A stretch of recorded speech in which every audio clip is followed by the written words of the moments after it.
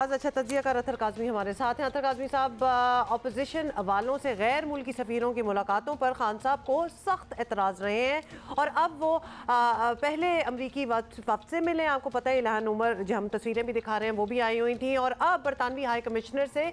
तो इसकी जस्टिफिकेशन क्या हो सकती है? ये बड़ा ही सिंपल और जायज़ सवाल है।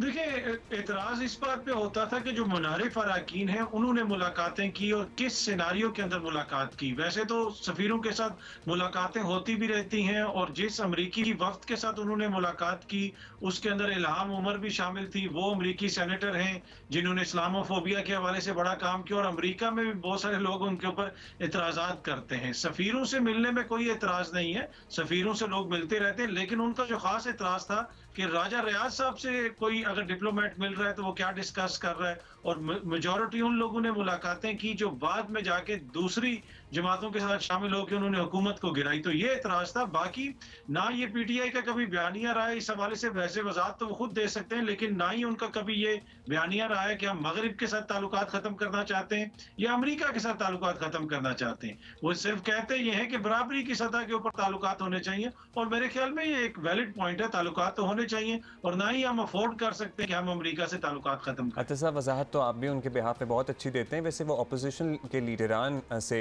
मुख्तलिफ डिप्लोमेट्स की मुलाकात का तस्करा कर रहे थे, सिर्फ राजा रियाज का जिक्र नहीं था। आई गेस पर्सनली शायद आपने उन्होंने आपको बताया, अदरवाइज़ हमने अभी शॉर्ट्स चलाए हैं जो उनके मुख्तलिफ इंटरव्यूज़ के थे।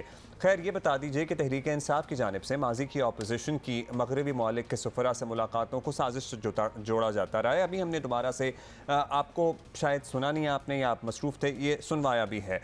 अब यही काम हुकूमत भी कर सकती है और शायद कर भी ले। अब सब पाकिस्तानी है, ये सब रूटीन के मुताबिक हो रहा है, तो एक दूसरे पर गद्दारी के फतवे लगाना या फिर ये बोले तो इसको गद्दारी से जोड़ दो या लिंक कर दो, ये ठीक प्रैक्टिस है? देखिए, मैं इत्तेफाक करता हूं कि पाकिस्तान में किसी के ऊपर भी गद्दारी का अगर आप इल्ज़ाम लगाएं तो उसके लिए सबूत होने चाहिए। किसी किस्म का भी कोई भी इल्ज़ाम अगर आप किसी के ऊपर लगाएं, जब तक सबूत ना हो तो ऐसा इल्ज़ाम नहीं लगना चाहिए।